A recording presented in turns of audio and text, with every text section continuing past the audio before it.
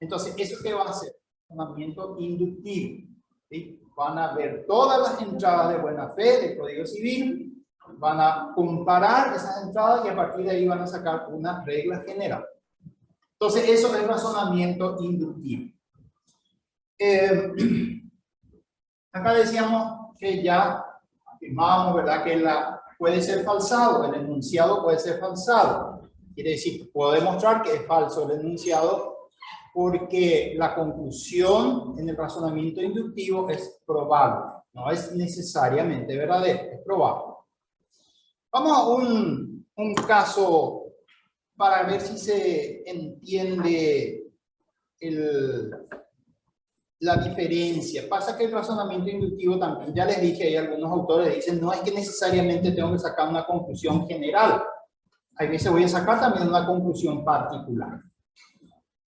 A ver, el siguiente ejemplo. Supongan que yo les doy dos datos y les pido una conclusión.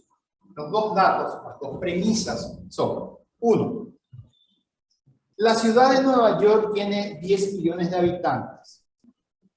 Segundo dato que les doy: nadie en el mundo, por más grande que sea su cabeza y por más peludo que sea, puede tener más de 8 millones de cabellos. Nadie puede tener más de 8 millones de cabellos. No importa lo cabezón y lo peludo que sea. Pregunta, entonces, conclusión que quiero que ustedes me digan. ¿Puede haber en la ciudad de Nueva York dos personas que tengan el mismo número de cabellos? Solo con esas dos informaciones que les di. ¿Qué les parece? Nueva York tiene 10 millones de habitantes. Nadie puede tener más de 8 millones de cabellos en la cabeza. Pregunta. ¿Hay dos personas en la ciudad de Nueva York que tienen el mismo número de cabellos? ¿Cuál es la respuesta? ¿Sí o no? No sabemos. No sabemos. Sí sabemos. ¿Por qué sabemos? Exactamente. Porque tengo mayor cantidad de habitantes que el número de cabellos. Entonces, alguien va a repetir. Si yo tengo 8 millones de habitantes, perdón, tengo 8 millones de cabellos nada más en una cabeza, pero tengo 10 millones de habitantes, hay 2 millones de habitantes que tendrá que repetir. ¿Me siguen? ¿Sí? Va a tener que repetirse el número de cabellos. Sin falta se va a tener que repetir el número de cabellos de dos personas. ¿Quiénes son esas dos personas? No tengo ni idea. Nadie puede saber. Porque el razonamiento es deductivo, ¿verdad? Sobre premisas verdaderas obtengo una conclusión que es necesariamente verdadera. La información que me proporciona es pobre, pero es necesariamente verdadera. Sí. Perdón, una pregunta que me parece fundamental. Sí. ¿El razonamiento inductivo es más falible que el deductivo? Sí, absolutamente. Y hay dos preguntas que caben, que se usan mucho. Sería que muy bien que la buena fe no está definida en el Código Civil, sí, pero que causa de nulidades enormes, por ejemplo. Igual cosa ocurre con el interés general, que la Corte utiliza para anular expropiación o validar. Ahí existe el mismo problema. Sí, existe un similar problema. Pasa que, ¿cuál es el problema que tenemos, digamos, que allí en ambos casos? Que ambos son principios. Y al ser principios no tienen una definición clara, concreta y precisa, sino que quedan abiertos. Entonces vamos a ver dentro de un rato el tema de los principios. Entonces, al ser ambos principios, está faltando una definición clara. ¿Qué es lo que ocurre? ¿Qué es lo que puede ocurrir? ¿Qué es lo que generalmente sucede o debería suceder? Es que el principio tendría que finalmente tener un significado mejor, más preciso, otorgado precisamente por los tribunales. Entonces, cuando hablamos de buena fe, cuando hablamos de interés general, cuando hablamos de justo precio, por ejemplo, ¿qué pasa? ¿Cuál es el justo precio? Es un principio simplemente, ¿verdad? El pago del justo precio. Pero ¿qué es lo que va ocurriendo? lo que va sucediendo es que progresivamente los tribunales le van dando un contenido significativo más preciso. Y entonces vamos determinando. La Corte ha dicho muchas veces que el justo precio es el precio de mercado. Entonces tengo que ir a una tasación judicial. La Constitución no dice que ese sea el justo precio. Pero se va decantando el sentido, se va decantando el significado progresivamente. Entonces yo voy viendo cómo los tribunales van determinando con mayor precisión ese significado. ¿Cuál es el procedimiento que utilizan? Puede ser muy variable. La inducción puede ser uno de ellos.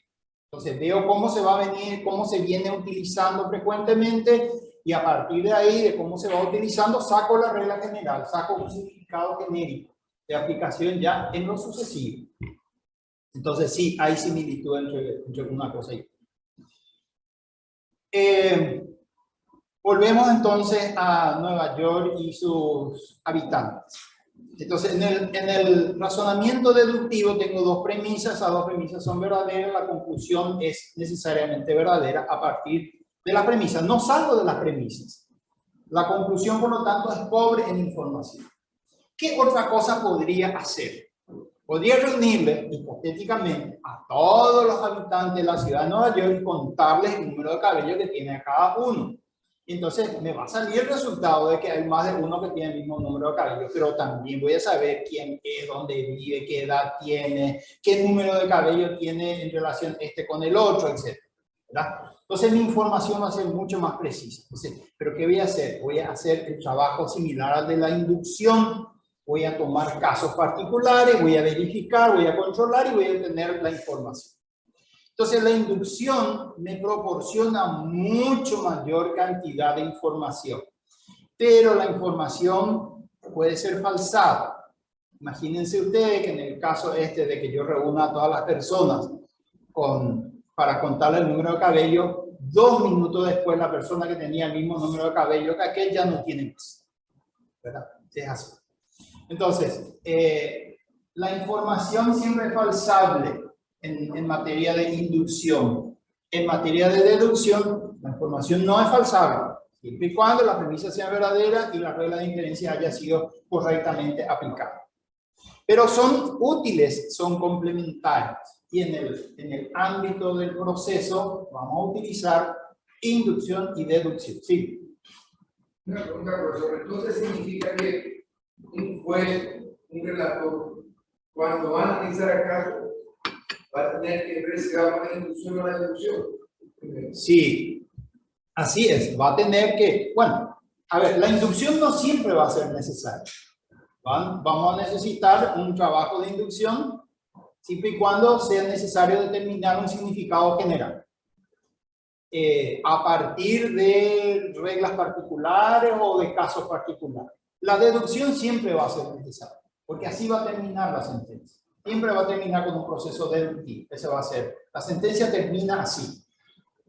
Algunos autores decían antes, vamos a ver ahora que no está ya universalmente aceptado, algunos autores decían antes que la sentencia es un silogismo, cosa como esta. Es un silogismo, decían la sentencia. Tengo una regla general que es la norma, luego tengo una regla particular que es el caso concreto que se subsume en la regla, en la norma, y por lo tanto tengo una conclusión particular. Entonces, todo el que comete homicidio debe tener pena privativa de libertad de 5 a 20 años. Juan cometió homicidio, luego Juan tiene pena privativa de libertad de 5 a 20 años. Entonces, un proceso deductivo, ¿verdad? Un razonamiento deductivo, un silogismo. Cuando después ya vino la crítica de que no es tan simple como eso. Así termina, pero ¿qué hay detrás de todo eso antes de eso?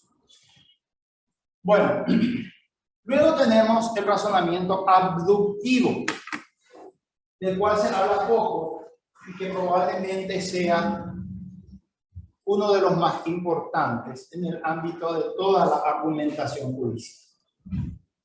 El razonamiento abductivo tiene diversos nombres. Uno de los nombres es razonamiento abductivo. Otros le llaman hipótesis, otros le llaman conjetura, otros le llaman retroducción. Este razonamiento abductivo funciona a la inversa de los otros dos. ¿Cómo funcionaban los otros dos? Premisas, conclusión. ¿Sí? Ese era el orden. Premisas, conclusión. Tanto el deductivo como el inductivo. Premisas, conclusión. Este funciona al revés. Por eso algunos le llaman retroducción. Parte de la conclusión. Empieza con la conclusión y luego va a justificar la conclusión en base a razones, en base a motivos. Entonces, esa conclusión va a ser una conclusión posible, una conclusión probable. Luego vamos a afirmar los hechos y vamos a mostrar que esa es la mejor explicación posible. Ojo, esta va a ser la mejor explicación posible. Repito entonces, empezamos con la conclusión, a la inversa de los otros dos razonamientos. Aquí empezamos con la conclusión. Empezamos con una hipótesis y elaboramos una conjetura en reversa, en sentido inverso. Obviamente en sentido inverso, ¿verdad? Si yo empiezo con la conclusión, quiere decir que voy a ir para atrás para justificar la conclusión. Así funciona el proceso. Entonces, viene el fiscal y dice, fulano mató a sultano. Esa es la conclusión de todo el proceso. Fulano mató a sultano es la conclusión de todo el proceso. No es la premisa, es la conclusión. Entonces, si fulano mató a sultano, se va a ir preso. Pero empezamos con la conclusión, con una hipótesis. Y vamos a conjeturar a partir de allí. Vamos a traer los hechos, vamos a mostrar que esa es una conclusión posible. Más que eso, vamos a decir, vamos a mostrar que esa es la conclusión más probable. Porque muchas veces no va a ser la conclusión, no va a estar probada de tal manera que no haya modo de poner ningún tipo de duda en relación a la conclusión. Entonces, lo que va a ocurrir es que esa va a ser seguramente la conclusión más probable. ¿A qué les trae a la memoria eso de probable? A razonamiento inductivo, ¿verdad? Eso tiene de similitud con el razonamiento inductivo. Que esto me va a decir cuál es la conclusión más probable. No me va a dar certeza. No puedo tener certeza absoluta. Pero sí va a ser seguramente la más probable. Una vez que yo deseché todas las otras hipótesis probables porque no se ajustan a los hechos aportados, entonces me voy a quedar con aquella que resulta ser la más probable. Este es el razonamiento que funciona en el proceso. Independientemente de que los otros, ya les dije, en algún momento dado también se aplican, pero el proceso en sí gira alrededor de un razonamiento abductivo. Así es como funciona. Porque siempre viene alguien con una hipótesis. Siempre viene alguien con una hipótesis, ya sea el demandante, ya sea el demandado, viene con una hipótesis, viene con la conclusión. Quiero que el señor fulano tal me pague la suma de tanto porque me debe eso. Esa es la conclusión. Ahí partimos. Ahora vamos a ver si realmente el señor fulano de tal le debe al señor fulano esa suma de dinero. Y vamos a hacer el proceso de retroducción. Vamos a ir hacia atrás. Vamos a ir justificando la conclusión. ¿Se dan cuenta de la diferencia importante que hay en relación a los otros dos modos de razonamiento? Los otros empiezan con la premisa y terminan con la conclusión. Este al revés. Este empieza con la conclusión y justifica la conclusión a partir de un razonamiento retroductivo. Sí. Profesor, te digo que es el que más se utiliza en el proceso. Sí. Por ejemplo, cuando un fiscal va a juzgar, un juez va a investigar la conducta de un intendente que tiene fama de violento, de corrupto, su conjetura va a ser que el intendente siempre hacía cosas ilegales. Sí. Sí. Lo mismo puede decirse, una policía autoritaria va a volver a definir, si se va a investigar cómo se definió esto por terreno, una conjetura tendría que ser que frecuentemente la policía se excede en la violencia. Sí, a ver, esa va a ser parte del razonamiento. Eso que vos estás diciendo, Emilio, es justamente una máxima de la experiencia, ¿verdad?, que se establece como regla general. La policía siempre actúa con violencia. ¿De dónde yo saco que la policía siempre actúa con violencia? Primero estoy haciendo una generalización. Esa generalización siempre es riesgosa. Siempre es riesgosa, ¿verdad?, porque puede ser falsado, pero de todas maneras es útil. Utilizamos esa clase de generalizaciones a sabiendas de que puede ser falsado. Entonces, ¿de dónde vos sacás que la policía siempre actúa con violencia? Porque has visto numerosos casos particulares en donde eso ha ocurrido así. Ese es el razonamiento inductivo que me permite llegar a una máxima de la experiencia como regla, que me va a servir en el proceso, en este proceso abductivo, como una de las premisas que voy a utilizar dentro del proceso abductivo. Porque lo que yo estoy persiguiendo seguramente es condenar a un policía determinado. Entonces voy a utilizar una máxima de la experiencia. Incluso puedo ir más. Puedo decir, este policía tiene luego ya antecedentes en tal caso y en tal otro caso en los cuales ha utilizado una violencia desmedida. Por lo tanto, él siempre utiliza violencia desmedida, procedimiento inductivo, ¿sí? Falsable, ciertamente, pero procedimiento inductivo que me va a ser útil, puede ser útil a lo largo del proceso.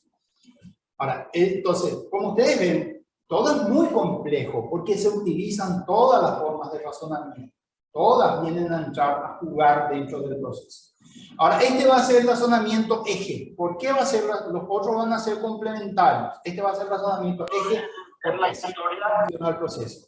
Empieza con una conclusión que alguien propone y de ahí vamos a venir a probar o refutar. Acuérdense lo que decíamos en la primera diapositiva. Lo que vamos a hacer es probar o refutar esa hipótesis que estamos planteando, que es la conclusión final. Entonces vamos a probar o refutar, o en el caso del juez va a justificar la conclusión final. Pero empezamos por la conclusión. No puede empezar el proceso sino por la conclusión, ¿verdad? ¿Se dan cuenta? Empezamos siempre por la conclusión. Fulano es culpable o fulano es inocente. Esa es la conclusión. Así va a terminar todo el proceso. Si fulano es culpable o fulano es inocente. Si fulano debe o fulano no debe. Empezamos por la conclusión. Y a partir de ahí arrancamos en reversa, retroducción. ¿Sí? Entonces planteamos conjeturas y esas conjeturas vamos a ver si es o no la mejor explicación posible, la más probable para un hecho acaecido. ¿Quién funciona? El cerebro de quién funciona de esta manera. El cerebro de los detectives y el cerebro de los médicos. El médico parte de una conclusión. Usted tiene tal cosa. Ahora va a llegar a hacer los análisis. ¿Para qué? Para probar o refutar la conclusión que él sacó ya de entrada. Entonces, ahora se va a ir a hacer los análisis. Entonces va a ver si su conjetura es la mejor explicación posible o no.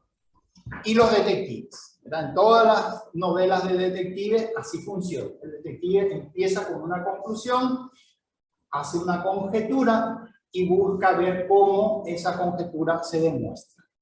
Entonces vamos a ver un caso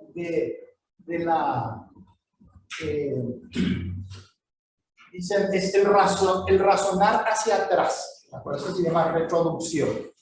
Razonar hacia atrás. Razonar en reversa. Empezamos por la conclusión y ahora vamos para atrás.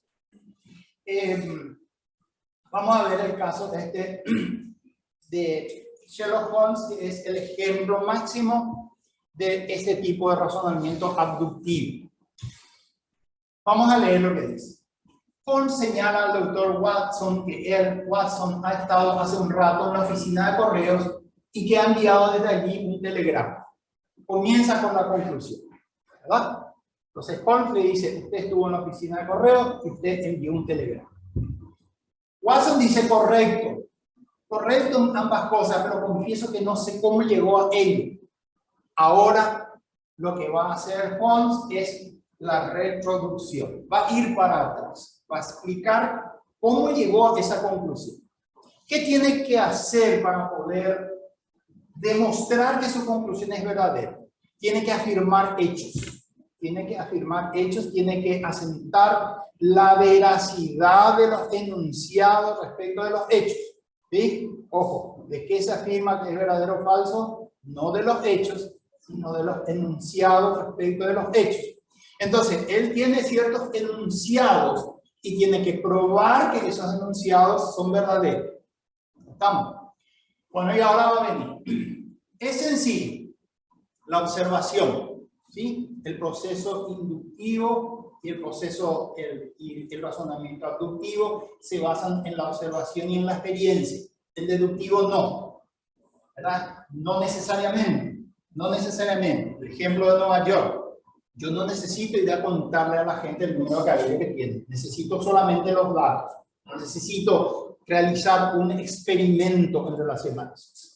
En cambio, en el inductivo sí, en el abductivo también. Yo necesito ir a los hechos, necesito la observación, necesito la verificación para poder asentar el enunciado. Entonces, dice, es sencillo, la observación me dice que usted tiene,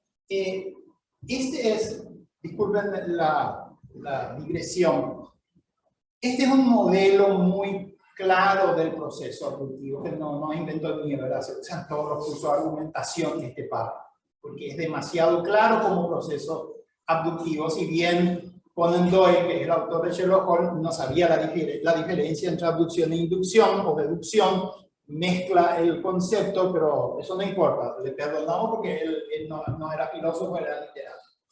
Bueno, vamos a ver. Entonces dice, la observación me dice que usted tiene un poco de barro rojizo adherido al empeine. Justo frente a la oficina de correos de la calle Wigmore han levantado el pavimento y arrojado un poco de tierra situada de tal manera que resulta difícil evitar pisarla al entrar. Entonces, ¿qué es lo primero que observó Holmes? Que Watson tiene barro rojo en el zapato. Y que no se puede pasar frente a la oficina de correo sin pisar ese barro rojo. Y agrego, la tierra es de ese particular tono rojizo que no se encuentra hasta donde sé en ninguna otra parte del vecindario. Entonces tuvo que haber estado allí. Si tiene barro rojo en el zapato y el único lugar donde hay ese barro rojo es frente a la oficina de correo y él trae barro rojo en el zapato y ese barro, él estuvo ahí. No hay nada que hacer. Pero fíjense que hay algo interesante. Hasta donde sé. Falsado. Quiere decir que la afirmación es falsada. Puede ser que no sea cierto. Puede ser que no sea cierto, porque el proceso inductivo y el proceso abductivo se basan en observaciones, siempre en enunciados que son falsados. Afirman el enunciado como verdadero, pero sujeto a falsación. Eso pasa en el proceso todo el tiempo. Todos los enunciados son falsados. Yo puedo afirmar lo que quiera. Puedo tratar de demostrar la veracidad de mi afirmación, pero siempre es falsado. Por eso existe la revisión, ¿verdad? ¿Qué es la revisión favorable? El recurso de revisión favorable. Es la admisión de que todo es falsado, ¿verdad? Si no, no habría recurso de revisión. Si no fuese falsable, no habría recurso de revisión. Quiere decir que todo el proceso es falsable. Quiere decir que pude haberme equivocado. Entonces, interesante, ¿verdad? Él explica por qué Watson estuvo en la oficina de correo. Porque tiene barro rojo en el zapato, porque ese barro rojo solamente hay frente a la oficina de correo hasta donde él sabe, hasta donde sé, ¿verdad? Y no se puede entrar a la oficina de correo sin pisar el barro rojo. Entonces ya sabe que estuvo en la oficina de correo, porque lo que le dijo es, usted ha estado en la oficina de correo y ha enviado desde aquí un telegrama. Ahora falta que nos explique cómo sabe que envió el telegrama. Sabemos que cómo sabe que estuvo en la oficina de correo. Ahora no sabemos todavía cómo sabe que envió el telegrama. Hasta aquí es observación, el resto es deducción. Bueno, no es deducción. Todo es abducción.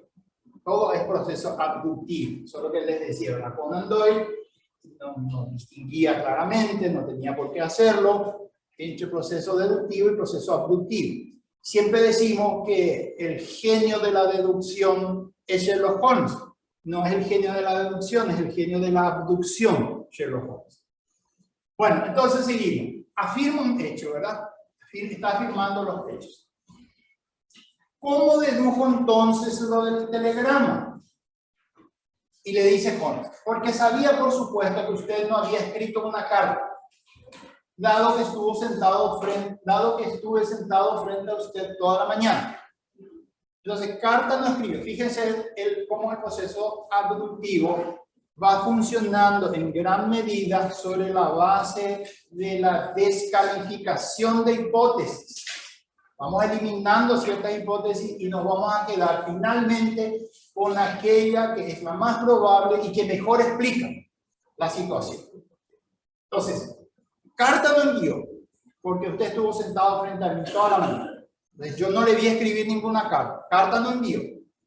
Veo también que en su escritorio tienen una hoja de sellos de correo y un tupido fajo de tarjetas postales. Tenía ya sello de correo y tarjetas postales. ¿Para qué podría ir al correo entonces si no enviar un telegrama? Claro, ubíquense ustedes a finales del siglo XIX. ¿Qué se hacía en una oficina de correo? Enviar una carta, comprar sellos de correo, comprar tarjetas postales o enviar telegramas. Entonces, no escribió una carta porque estuvo sentado todo el tiempo. No se fue a comprar sellos de correo porque tiene suficientes. No se fue a comprar tarjetas postales porque tiene suficiente. No escribió nada. Entonces, ¿para qué se pudo haber ido? Lo único que resta, lo último que resta es enviar el telegrama. De todas las hipótesis posibles, solamente queda una: enviar el telegrama. Las otras quedaron todas descartadas. Entonces, y agrega, eliminados todos los demás factores, el único que queda debe ser el verdadero. Eliminamos todo, lo último que queda, esa es la verdad. Entonces, ¿qué es lo que hace al final? Explica el razonamiento, esto es, argumenta. Entonces, empieza por la hipótesis, afirma los hechos y luego da la explicación, la justificación. Argumenta y explica cómo ocurre. Bueno, esto es lo que hace el juez, esto es lo que ocurre en el proceso. Se parte de una hipótesis, se afirman los hechos, luego se relacionan todos esos hechos entre sí y se justifica la conclusión. Esa conclusión primera queda justificada a partir de la afirmación de los hechos y a partir de la relación que se hace de esos hechos, de la eliminación, de la exclusión de circunstancias que resultan no útiles o descartadas, y me quedo con aquella explicación que es la más probable, la mejor de todas. Normalmente eso es lo que va a suceder. Entonces, este razonamiento abductivo va a ser la columna vertebral de todo el razonamiento del proceso. Los otros no quiere decir que no sean útiles, todos se van a utilizar. Pero este es el que significa la columna vertebral del proceso porque así funciona. Funciona con una hipótesis inicial, una afirmación de la conclusión, luego los hechos y finalmente el razonamiento que argumenta y explica cómo esa conclusión se deriva de los hechos. Pero el razonamiento a la inversa. ¿Sí? Reproducción, a la inversa. Funciona a la inversa de los otros dos. Bueno, esto vamos a saltarnos simplemente. Aquí aparece el tema de las máximas de la experiencia, por ejemplo, ¿verdad? Acerca de cómo él va partiendo siempre de máximas de la experiencia, ¿verdad? Si alguien tiene barro rojo en el empeine, entonces estuvo donde hay barro rojo, es una máxima de la experiencia, ¿verdad? Si yo tengo el zapato con barro rojo, quiere decir que estuve en un lugar y pisé barro rojo, máxima de la experiencia.